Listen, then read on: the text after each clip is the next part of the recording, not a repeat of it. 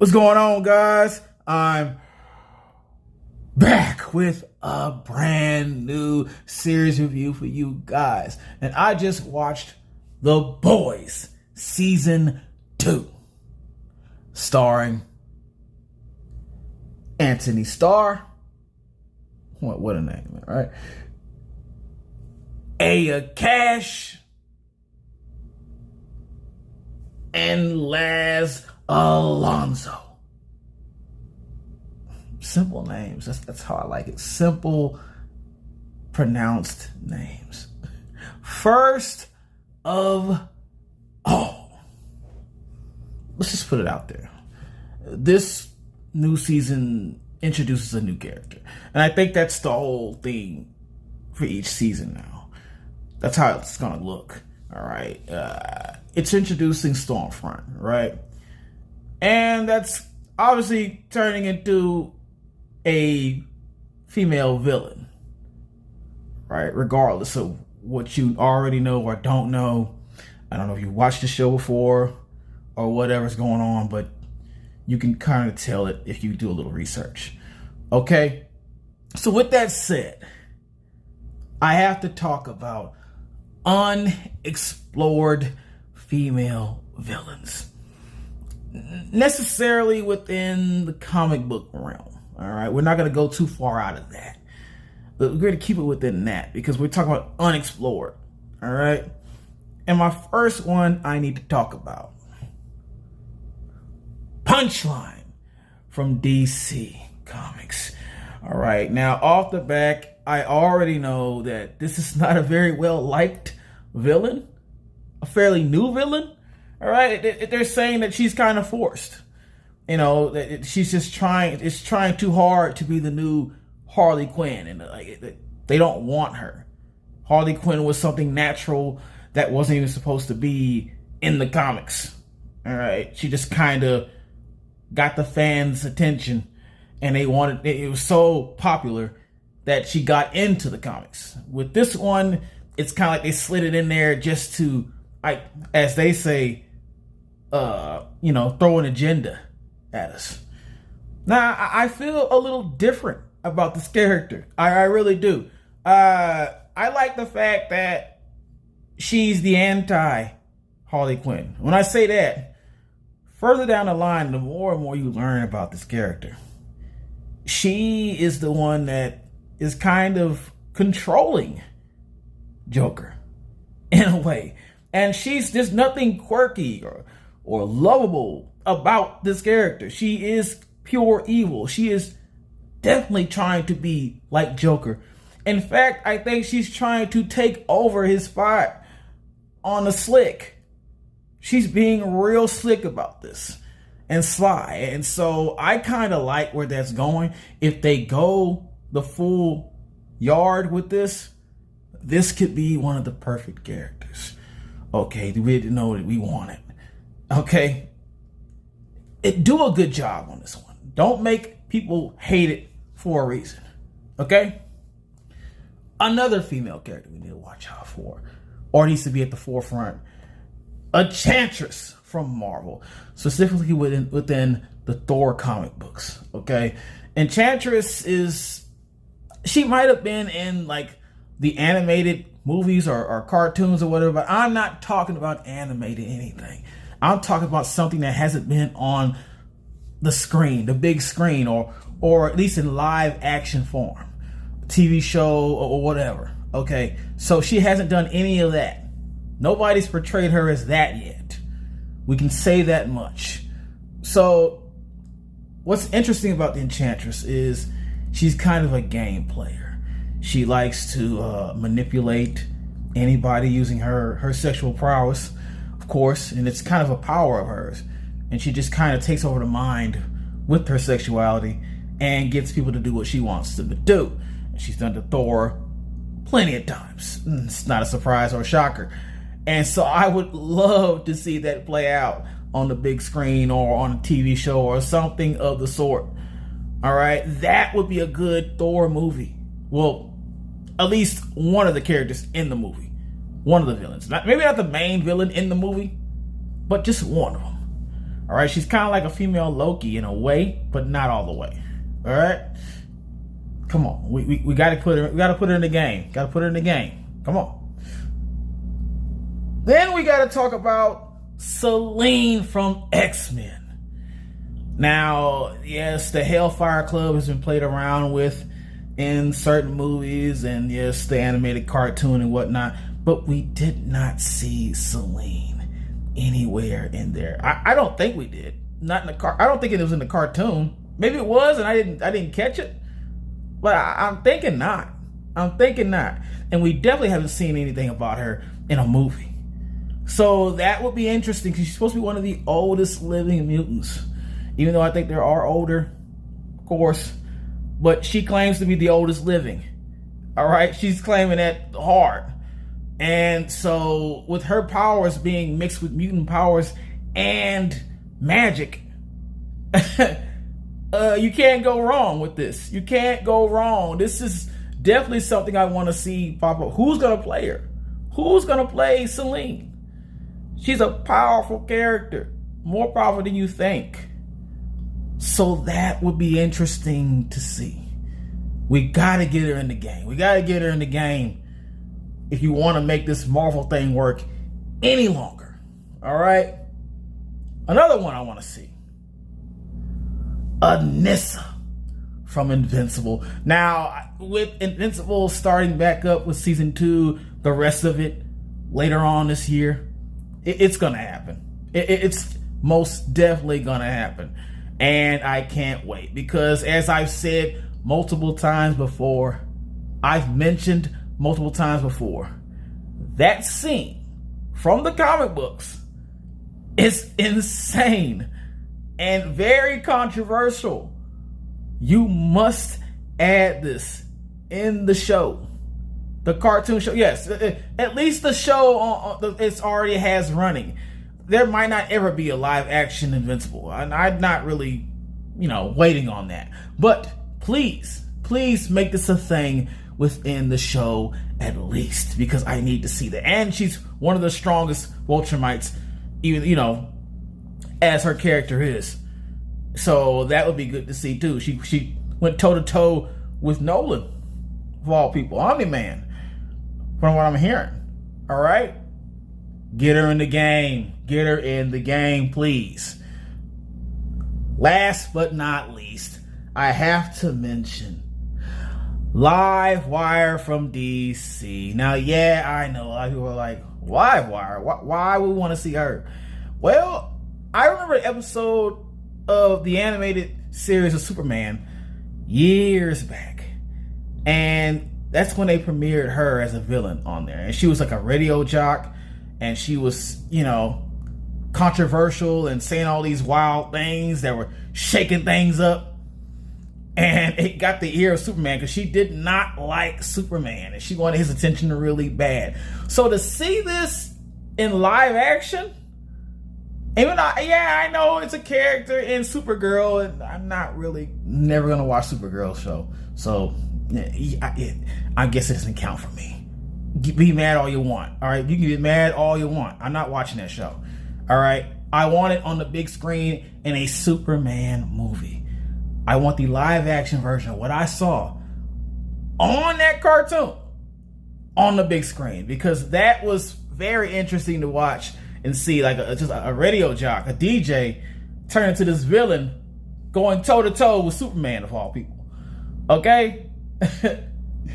And now we're talking about Stormfront, who is originally a dude in the comic books. So it's interesting that she's a female. It's a female in the show. And my question is this something that we wanted to see on a TV show, on a series, which is pretty much a live action itself? We're about to find out. Let's go. The Boys Season 2, for those who don't know, who are not aware. Well, if you weren't aware of Season 1, you're probably not aware of Season 2. It's just not a lot to say on this one. All right, you just need to go off somewhere on a long trip. Okay, go into hiding. Go into hiding somewhere. You should be ashamed. You should be ashamed by now. This show has been out too long. You see, I'm finally watching this. Okay? I've knocked all the seasons out. I'm just going one by one, piece by piece. I've already knocked all 3 seasons out. Waiting for season 4. There's no excuse. Okay? No excuse. Stop it. Stop it. Penalized. The Boys Season 2.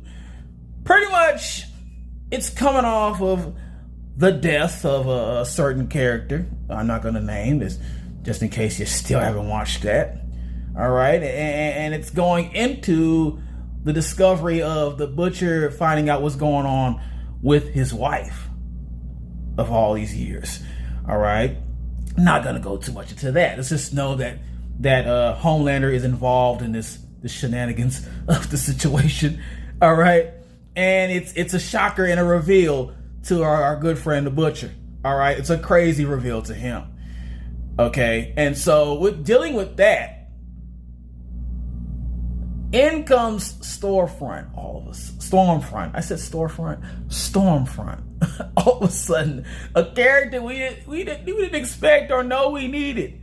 Okay, she comes in and immediately she starts shaking things up. Homelander's numbers are going down. Homelander's not liking this.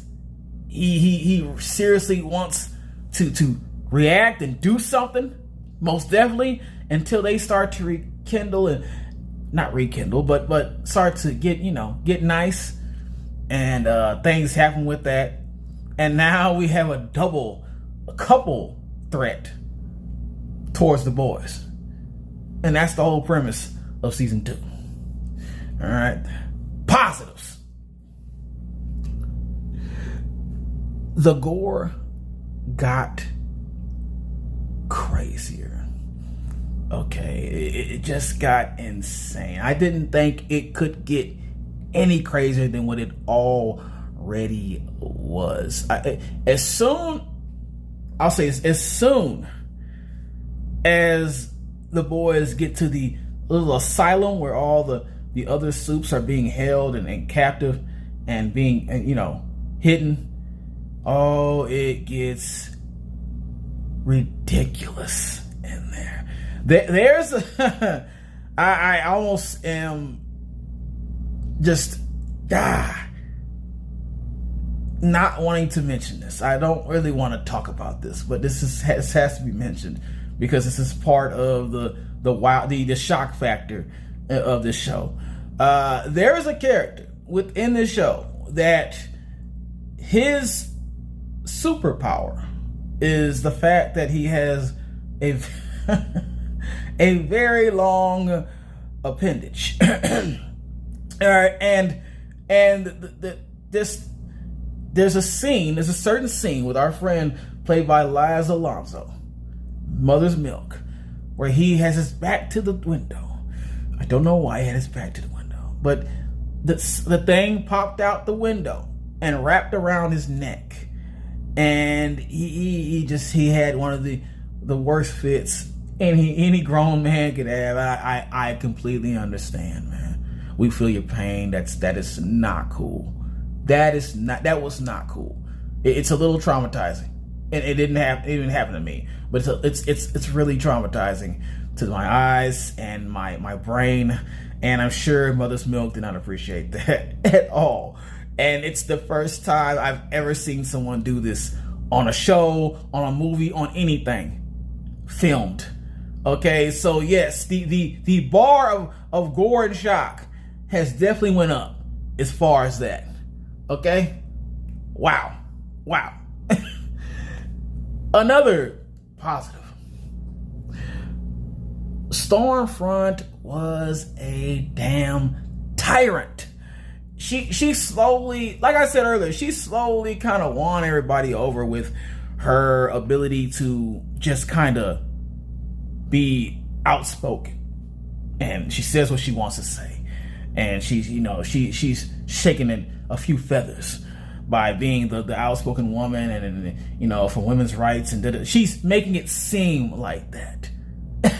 She's making it seem like that, okay? And that's her whole plan, to kind of kind of piss Homelander off at first. And then, as she did piss him off. And so when she does that, she gets his attention, and then they fall in love all of a sudden, or in lust. And they start having lots of sex and killing people together and all kind of sick stuff together. And the whole time she has this underlying agenda that she's trying to push. And I don't know how she even mentioned this to people who haven't seen it before, but I'll at least leave that as a mystery. It's the whole thing that she's all about, okay, in this show. And she's really trying to get Homelander into the entire plan with her. And it's almost working, and then I don't think Homelander is down with that. He's not that messed up. He's not that much of a narcissist. That's just not his thing. He's messed up in the head. He's sadistic, but not that sadistic. All right, so you sooner find that out when you watch the show. All right, another positive. The stakes get high with the head bomber. All right, there's a mystery head bombing soup in this show, and no one knows who it is. It starts off with the Butcher's. I'm not gonna say somebody who is friends with Butcher or knows Butcher. It could be any. There's a few nominees for that one. All right, so I'm not gonna say who it is, but they're having a conversation with that person, and their head explodes. And this is when it gets crazy. All right, and everybody starts to panic. I don't blame them. I would too. Okay, I would panic too. This is not cool. And so everybody the whole time is trying to figure out who the head bomber is. Now, towards the end of this season, it kind of looks like you know who it is, but then something else happens, and it's kind of like, what? So it kind of just erases everything you already knew. Kind of. I'm not gonna I'll talk about that a little later on in the negatives. But for now, no, there is mass confusion within this season about who the actual head bomber is. All right. Last positive. Homelander's relationship with his son strengthens. All right. It's an interesting tale, because Homelander finding out, let's just okay, spoiler alert. All right. Homelander now is very aware of where his baby mama is at, which is Butcher's girlfriend, ex-wife, is at, with his son. And of course, his son has powers too. He just doesn't really know it yet. So Homelander, he wants to step in, and he wants to be the dad that he never had. All right, even though Homelander is nowhere near a daddy or father figure at all, but at least his heart's in the right place, I guess. But of course, Homelander's not going to be your upstanding dad. I think he's even worse dad than Nolan from the Omni-Man. He's a worse dad than him. He's even worse than him. I didn't think it get any worse than that. But yeah, Homelander takes it to a whole other level. That is something I kind of expected from Homelander. I didn't expect him to do anything different. Let's put it like that. And he definitely comes through with that father vibe only he can bring. Okay, I'll put it like that. And then of course he's adding Stormfront in the mix, and she's, I guess, playing the stepmother now all of a sudden. And they're kind of like just being a bunch of bullies to the real mom, actually. And it's kind of funny at the same time, a little, but yeah, it makes sense that they would do that. It makes a lot of sense these characters would do something this intrusive. Negatives.